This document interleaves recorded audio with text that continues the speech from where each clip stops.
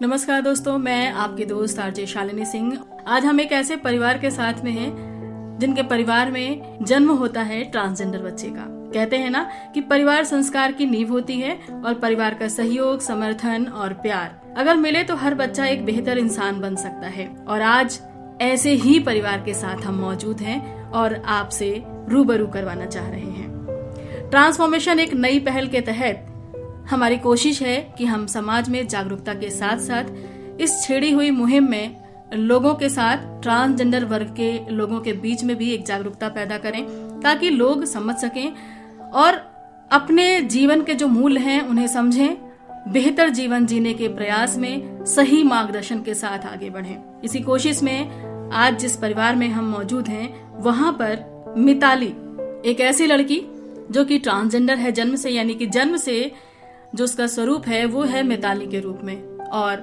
Reassignment surgery के बाद वो बन जाती है रुद्र प्रताप सिंह। इनकी माँ जी हमारे साथ मौजूद हैं, उमा अधिकारी, और पिताजी भी मौजूद हैं, उमेश सिंह अधिकारी।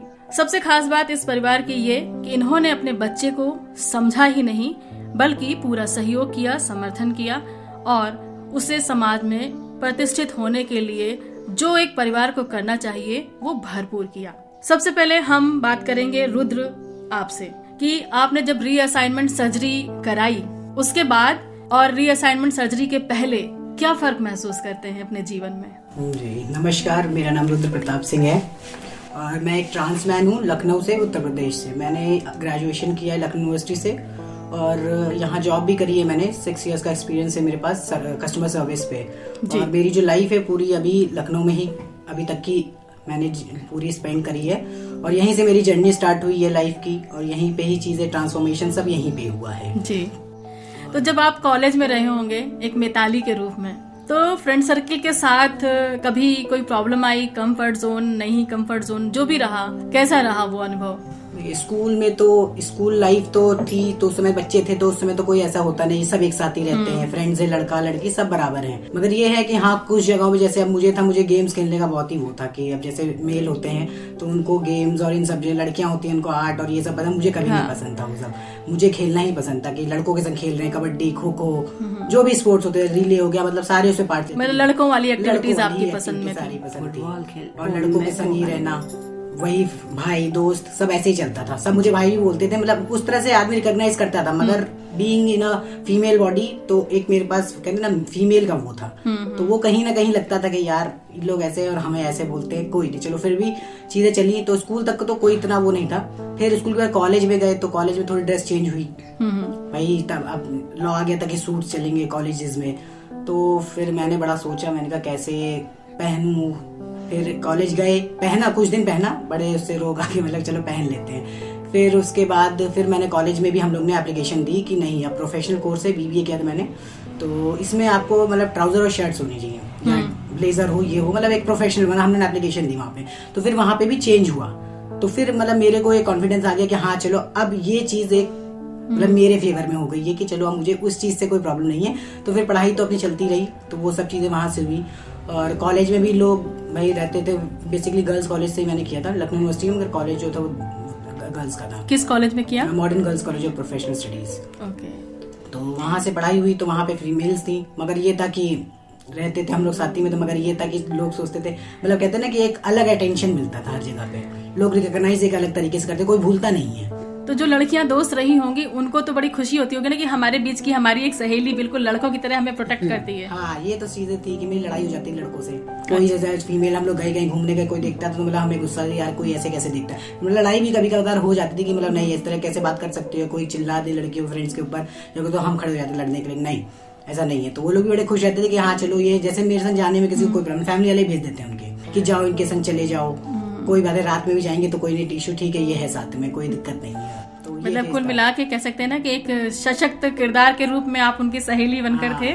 और अच्छा, सर्जरी जब आपकी हो गई उसके बाद क्या लगता है, जो आपका फ्रेंड सर्किल था उनका सपोर्ट, सहयोग कैसा रहा, उनके व्यूज क्या रहे आपके प्रति? फ्रेंड्स देखिए, जो भी मेरे बहुत खास फ्रेंड्स हैं तो मैंने उनको बताया, ऐसा नहीं कि सबको नहीं बताया, मतलब जो मतलब ऐसे फ्रेंड्स है ऑफिस में जैसे जॉब करी मैंने 6 साल, तो वहाँ पे सबको नहीं बताया। जो मेरे बहुत खास फ्रेंड थे, बेस्ट फ्रेंड्स कह सकते हैं, तो उनको मैंने बताई सारी चीजें। तो उन लोगों ने, उनका रिस्पॉन्स है तुम तो यही हो, अच्छी बात है, तुम ऐसे मतलब आगे अपनी लाइफ को, तुम्हारी खुशी जिस चीज में उस चीज को करो, अपनी लाइफ आगे बढ़ाओ, क्योंकि हमने तुमको हमेशा वैसे ही देखा है, कभी देखा ही नहीं लड़कियों की ड्रेस में, मैंने कभी पहनी ही नहीं फिलहाल, हमेशा बचपन से ही बॉयज ड्रेस में ही रहे हैं हम।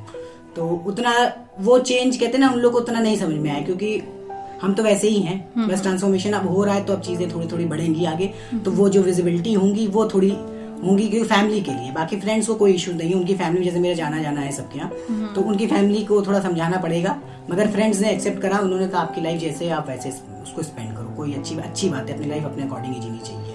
तो इस मामले में कह सकते हैं कि आप लकी हैं कि आपके फ्रेंड आपको जिस तरीके से महसूस करते थे उसी फॉर्म में रियलिटी में जब उन्होंने देखा तो उन्होंने एक्सेप्टेबल इस चीज को दी। इस चीज के लिए तो हम कह सकते हैं बहुत लकी हैं, मतलब कहते हैं, और ट्रांस पर्सन के उस पे तो मेरी ये बहुत प्लस पॉइंट है और बहुत लकी इंसान हूँ मैं कि सबने अभी आपके साथ में चूंकि आपकी फैमिली है, लेकिन फिर भी ये सवाल मैं पूछना चाहूंगी, फैमिली का सपोर्ट कैसा रहा? फैमिली का देखिए, हर एक ट्रांसजेंडर के बेसिकली एक्सेप्टेंस ही सबसे बड़ी चीज है, हमें एक्सेप्टेंस ही चाहिए, बाकी तो चीजें सब दुनिया और वो सबसे इंसान लड़ता, मगर अपने घर वालों से नहीं लड़ सकता है कभी भी जी। अगर फैमिली की एक्सेप्टेंस है तो हमारे लिए कहते हैं वो ताकत होती है कि हम सबसे लड़ जाएंगे फिर जाकर के, अगर हमसे कोई कुछ कहेगा तो तुम्हें क्या प्रॉब्लम, मेरे घर वालों, मेरा ये यही, अब जो लोग मुझसे जैसे कभी कुछ कह देते हैं तो हम ये कहते हैं मेरे घर वालों को प्रॉब्लम नहीं है, तुम्हें क्या प्रॉब्लम हो रही है, मेरी फैमिली एक्सेप्ट करा है ना मुझे, जिनको होनी चाहिए रियलिटी प्रॉब्लम, क्योंकि मेरे संग मेरे पेरेंट्स का ही नाम चलेगा, किसी का नाम नहीं चलता है भाई, कॉलम मदर फादर हर जगह इन्हीं को पूछा जाएगा जी, और मुझे पूछा जाएगा, तो जब मैंने खुद को एक्सेप्ट करा, उन्होंने मुझे एक्सेप्ट करा, तुम्हें क्या प्रॉब्लम है, और मैंने अच्छा, जब आपकी फीलिंग मतलब मिताली की फीलिंग रुद्र के रूप में आ रही थी, एक लड़के के रूप में आ रही थी, तो ये चीज कभी तो आपने पेरेंट्स से शेयर की होगी, तब पेरेंट्स को लगा, या पहले से ही ये चीज घर में एक्सेप्टेंस थी कि ये बच्चे में कुछ है अलग? देखिए, हमें तो कभी मतलब ऐसा फील नहीं हुआ कि मतलब घर में कभी ऐसा नहीं कहा कि लड़की हो या ऐसा, हमारे घर में बहुत फ्री माहौल था, क्योंकि हम लोग ही ने, भाई है मेरा, मगर हम ही लोग ने आगे बढ़ के, मतलब जैसे मैंने है, मेरी सिस्टर्स भी हैं, हम लोग ने आगे बढ़ के सारी चीजें करी हैं अपने घर में, तो कभी ऐसा नहीं लगा कि लड़की हैं कि हम ये नहीं यहाँ नहीं जा सकते हैं या बाउंडेशन में रखा गया हो, तो मेरे लिए मतलब लाइफ बहुत अच्छी और इजी गोइंग रही है हमेशा, कि मतलब ये नहीं लगा कि यार लड़की है, कि जैसे और ट्रांस मैन है उनकी मतलब फैमिली में बहुत प्रॉब्लम्स होती हैं, शादी करने में लोग, जैसे मैंने बचपन से कहते मैं शादी नहीं करनी है, तो ये मेरा शुरुआत से था, जहाँ तक मुझे 10-12 साल से हम पापा से कहते थे हम शादी नहीं करेंगे, तो फैमिली उसकी वजह ये भी हो सकती है कि तब आप एक लड़की के गेटअप में थे और फीलिंग और चॉइस आपकी अलग रही होगी। फैमिली में कब लगा कि आपको अपनी बात रखनी चाहिए? मतलब जो मैंने सोचा कि मुझे करना है, पहले मैंने सारी नॉलेज गैदर करी कि कैसे होगा, क्योंकि पहले तो मुझे लगता था कि ये पॉसिबल ही नहीं है। अच्छा। क्योंकि हम लोगों ने जितना सुना था कि ये फॉरेन में होती है सर्जरी, बहुत कॉस्टली है, तो हमने कहा अगर कभी हमने फ्यूचर में इतना स्टैब्लिश हो गए कि हाँ इतना पैसा हो गया तो हम करवाएंगे, अगर नहीं हुआ तो फिर देखते, लाइफ तो चली रही थी। फिर एक्चुअली जो हम वर्क करते थे पासपोर्ट ऑफिस में करते, तो वहाँ मेरे कुछ ट्रांस फ्रेंड्स आए, तो मुझे भी नहीं पता था मतलब ये होता है, मतलब मेरे लिए भी बहुत सरप्राइजिंग था वो, तो वो आया तो उसको देखा, उसके डॉक्यूमेंट्स चेक, क्योंकि बेसिकली डॉक्यूमेंट से ही सारी चीजें पता चल पाती हैं, वैसे तो आप आइडेंटिफाई नहीं कर सकते, ट्रांसमैन को नहीं कर सकता कोई आइडेंटिफाई कि ट्रांसमैन है, तो वो तो मेल ही है। तो वो आया, डॉक्यूमेंट दिया उसने, तो हम मतलब मेरे ही पास वेरिफिकेशन हुआ, हमने देखा, हमने कहा यार मतलब कॉन्ट्राडिक्टरी थे, क्योंकि सारे डॉक्यूमेंट्स लगा कि कुछ अपने जैसा है यहाँ पे। हाँ, मतलब मैंने कहा यार ये तो इसमें तो उसका मेल लिखा हुआ है, सर्जरी सर्टिफिकेट्स थे सारे उसके, और जो डॉक्यूमेंट एजुकेशन के चेंज नहीं हो पाते थे इजिली, मतलब वो थोड़ा उसमें टाइम लगता है, तो उसमें उसका ओरिजिनल नेम था, जो बायोलॉजिकल नेम था, बायोलॉजिकल जो वो था एज अ फीमेल, वो नेम था। तो मैंने कहा ये कैसे हो सकता है, दो मतलब कॉन्ट्राडिक्टरी स्टेटमेंट हो गए, एक जगह मेल लिखा, एक जगह फीमेल का। तो फिर मैंने थोड़ा पूछा उससे, उसने मुझे बताया कि मेरा फ्रेंड है वहीं रहता है कल्याणपुर में ही, तो उसने बताया कि यार ऐसा ऐसा होता है, तो मैंने कहा ऐसा भी होता है, मतलब फिर हमने थोड़ी सी नॉलेज ली कि कैसे होता है, क्या प्रोसेस है बेसिकली, कहाँ से स्टार्टिंग होगी या कैसे कर सकते हैं सब चीजें, फैमिली में क्या तुम्हारे मतलब एक्सेप्टेंस है कि नहीं है, कैसा रिएक्शन होता है। तो उसने बताया, उसने गाइड करा मुझको, तो फिर मैंने भी थोड़ी बहुत सर्चिंग करी। उसके बाद फिर मैंने आपका दिसंबर 2019 में GID के लिए मैंने अप्लाई करा, घर में नहीं बताया था कुछ भी, मतलब हम गए, हमने कहा पहले हम एक स्टेप करते हैं फिर हम सोचेंगे कि क्या करना है आगे हमको। तो मैं साइकियाट्रिस्ट के पास हम गए, फिर वहां से हमने GID मिल गया मुझे, वहां से 1 हफ्ते का प्रोसेस था, उसमें उन्होंने अपने क्वेश्चन सब पूछे हमसे, मतलब कि GID मतलब ये आपका जेंडर आइडेंटिटी सर्टिफिकेट होता है जी, जेनेटिक डिस्फोरिया कहा जाता है जिसको, तो GID सर्टिफिकेट है वो हमारा, तो वो लेना पड़ता है साइकियाट्रिस्ट। वो फर्स्ट प्रोसेस है, क्योंकि जो ये सर्जरी होनी है ये सब प्रोसेस रिवर्सिबल नहीं होंगे आपकी कभी भी, क्योंकि एक बार सर्जरी हो गई तो फिर आप उसको वापस नहीं ले सकते कि नहीं मुझे वही बॉडी चाहिए, वो नहीं हो सकता है। इसलिए बहुत बहुत जरूरी है कि आप खाली फीलिंग है आपकी या वास्तव में प्रॉब्लम है। साइकोलॉजिकली है कि आदमी जैसे कह सकते हैं शॉक में या कुछ भी हो कह सकते हैं उसको उस चीज को, तो उसके लिए साइकियाट्रिस्ट जो फर्स्ट स्टेप है वो बहुत इंपॉर्टेंट स्टेप है, उनका बहुत बड़ा रोल है इस चीज में। तो वो सर्टिफिकेट फिर लिया मैंने, तो फिर उसके बाद फिर सोचा कि क्या करें, फ्रेंड्स को बताया कि मतलब ऐसा ऐसा है यार, हम ऐसा सोच रहे, मैंने ऐसा करा है, और एक स्टेप कर दिया। नेक्स्ट स्टेप में हम जाना चाह रहे हैं, क्योंकि नेक्स्ट स्टेप जो है वो विजिबिलिटी का है। हार्मोन्स लेंगे तो विजिबिलिटी आएगी हर चीज की, बियर्ड आ जाएंगे, वॉइस आपकी भारी हो जाएगी, बॉडी में चेंजेस होंगे, हेयर ग्रोथ हो जाती है, तो ये सब विजिबल है, तो उसको हम छुपा नहीं सकते कभी भी, तो उसके लिए फैमिली को बताना भी जरूरी है, उसके बिना तो नहीं कर सकते। तो मैंने फ्रेंड से कंसल्ट करा, तो उन्होंने मुझे कहा नहीं, उनको क्योंकि नॉलेज तो थी नहीं किसी को, तो उनको बताया, तो उन्होंने कहा नहीं करो यार, तुम ऐसे ही सही हो, वैसे कर लोगे तो फिर यार पता नहीं हम लोग संग बैठो ना बैठो, क्या हो क्या नहीं हो। तो फिर मेरा दिमाग भी थोड़ा वो हुआ, हमने कहा, फिर मैंने सोचा यार ये सब करने के बाद तो जॉब भी छोड़नी पड़ेगी, क्योंकि एक्सेप्टेंस नहीं थी। वो मुझे जब मेरे फ्रेंड ट्रांसमैन आए थे तो मुझे समझ में आ गया था वो चीज, तो मैंने कहा छोड़नी पड़ेगी। बहुत सारी चीजें फिर देखी सोची, तो फिर मैंने थोड़ा ब्रेक ले लिया, क्योंकि दिसंबर में ले लिया था, फिर मैंने जनवरी फरवरी मार्च अप्रैल, फिर जब लॉकडाउन लगा है तो फिर मेरी जॉब भी मैंने रिजाइन कर दिया था। उसके बाद फिर मैंने थोड़ा जब घर में रहे प्रॉपर्ली, उससे पहले तो ऑफिस है इधर उधर रहते थे, घर में रहते भी कम थे, तो फिर जब प्रॉपर्ली घर में रहे तो फिर फ्रेंड से बातें करते करते उन लोगों ने भी थोड़ा बूस्टअप करा, यार करो। मेरा एक फ्रेंड है सारांश, उसने मतलब करा रखा था, तो उसने भी कहा तुम करो। खुद के बारे में तब सोचने का ज्यादा वक्त लग पाया। वो ज्यादा वक्त लगा कि हाँ खुद को आइडेंटिफाई कैसे करें और कैसे खुद को बताएं, अपनी फैमिली को कैसे बताएं कि मतलब ये चीजें चल रही हैं। तो धीरे धीरे सबसे पहले मैंने अपनी सिस्टर को बताया, मेरी मुझसे बड़ी सिस्टर है, उनको बताया कि मैंने GID ले लिया, उनको दिखाया GID जा करके, तो वो भी थोड़ी शॉक्ड हुई कि ये क्या है। फिर उन्होंने भी कहा सोच लो एक बार, तो हमने कहा सोच लिया है सब कुछ, मतलब सोच के ही करा, ऐसे नहीं करा है, मतलब वो तो चीजें सबको पता है कि मतलब क्या दिखती हैं चीजें, ऐसा तो कि हम छुपा के कुछ भी रखा था। तो उनको समझाया, तो फिर उससे हमने कहा कि मम्मी से बात करो, छोटी वाली सिस्टर को बताया, तो उनका तो पॉजिटिव था, फिर कहा कि मम्मी को समझाओ, भाई मम्मी को बताना बहुत जरूरी है। तो फिर दीदी ने बात करी, फिर थोड़ा बहुत मतलब हम भी इंटीमेट करते रहे कि हाँ ऐसा ऐसा हम करेंगे, थोड़ा मजाक में, क्योंकि हम एकदम से नहीं कह सकते कोई चीज, थोड़ा क्या पता किसके दिमाग में हल्का माहौल, घर में हल्का माहौल बना के आप अपनी बात को मजाक में मैंने कहा हम तो सर्जरी करवा लेंगे। तो ऐसी चीजें शुरू करी धीरे धीरे। तो मम्मी कहीं नहीं, पहले तो मम्मी को भी भाई एकदम से इतना बड़ा चेंज आप कहोगे तो एक्सेप्टेंस थोड़ी तो मतलब इंसान को लगता है कि नई चीज है। तो फिर धीरे धीरे हमने कहना शुरू करा। तो एक दिन हमने फाइनली कहा हाँ हमको करानी है और अब हम हार्मोन लेने जा रहे हैं। तो एक्सेप्ट कर लिया सबने फैमिली में कि चलो ठीक है करो। तो फिर हमें साइकियाट्रिस्ट के बाद फिर हार्मोन का चला, एंडोक्रिनोलॉजिस्ट से मिले, उन्होंने हार्मोन मुझे वो कर दिए टेस्टोस्टेरोन। फिर हार्मोन चल रहे हैं, आज 6 मंथ 7 मंथ हो गए। फिर उसके मैंने सर्जरी करवा ली। तो सर्जरी के बाद तो अब वही है कि हार्मोन्स तो अब लाइफ टाइम के हैं, वो चलते रहेंगे। और सर्जरी अभी तो प्रोसेस में होती है, हर सर्जरी भी 3 पार्ट में होंगी। अभी आपकी टॉप सर्जरी होती है, फिर बॉटम में 2 सर्जरी होती है। तो वो एक प्रोसेस है, वो तो ऑन गोइंग प्रोसेस है, वो चलता रहेगा। तो उसके लिए तो अभी थोड़ा टाइम भी लगता है, थोड़ा टाइम में होगी, एकदम से सर्जरीज नहीं कर सकते आप साथ में। जैसे डॉक्टर रिकमेंड करेगा वैसे वैसे आपकी टॉप सर्जरी टॉप कराई है। तो इसके बाद 1 साल मुझको हार्मोन लेने पड़ेंगे, फिर उसके बाद हम नेक्स्ट सर्जरी के ऑप्ट करेंगे, फिर 1 साल गैप लेंगे, फिर उसके बाद उसकी सर्जरी। मतलब ये एक प्रोसेस चलता है इसमें बॉडी ताकि। कितनी सर्जरी हो जाती है फीमेल टू मेल होने के लिए? फीमेल टू मेल में आपकी 3 सर्जरी है जी। टॉप की होती है, बॉटम की 2 सर्जरी होंगी। अच्छा। बॉटम में भी आपके ऊपर देखिए एक हिस्टेक्टोमी होती है जिसमें आपको यूट्रस रिमूवल होता है, और ऊपर होती है डबल इंसर्शन कराइए, आपकी होल करवाइए।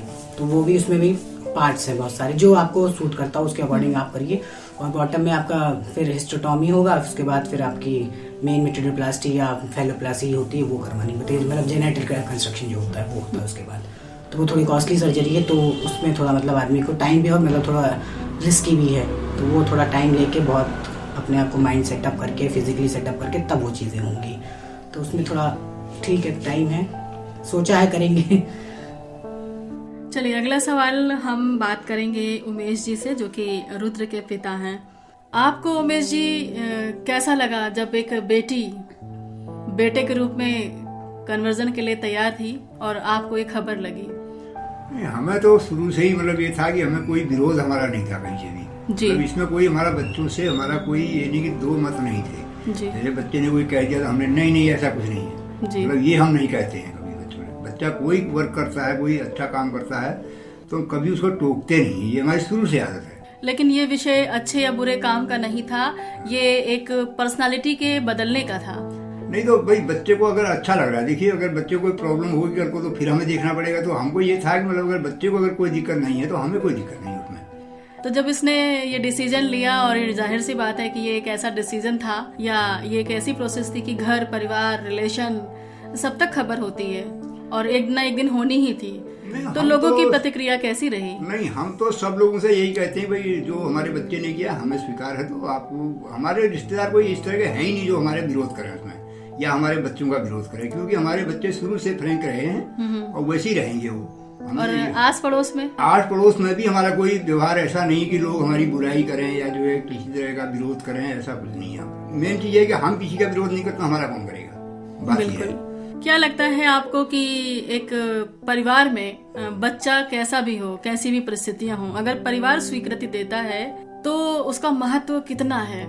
भाई महत्व अपनी जगह हर चीज का होता है। देखिए बच्चा कोई अच्छा काम अगर कर रहा है तो हमें खुशी होती है जी। अगर हम उसको विचार अपने मतलब मुंह से व्यक्त नहीं करते तो आत्मा को शांति मिलती है, आत्मा में एक स्वीकारता होती है। हाँ, हम जो है उसको आत्मा से स्वीकार कर रहे हैं, इसलिए हम उसका कभी कटाक्ष या उस पर कोई इस तरह की विरोध नहीं जताते हैं। उमा जी, आप रुद्र की माँ हैं और एक माँ बच्चे को बचपन से परवरिश देती है, तो सबसे ज्यादा करीब वो होती है और उसके हाव भाव व्यवहार सबसे ज्यादा वही समझती होती है।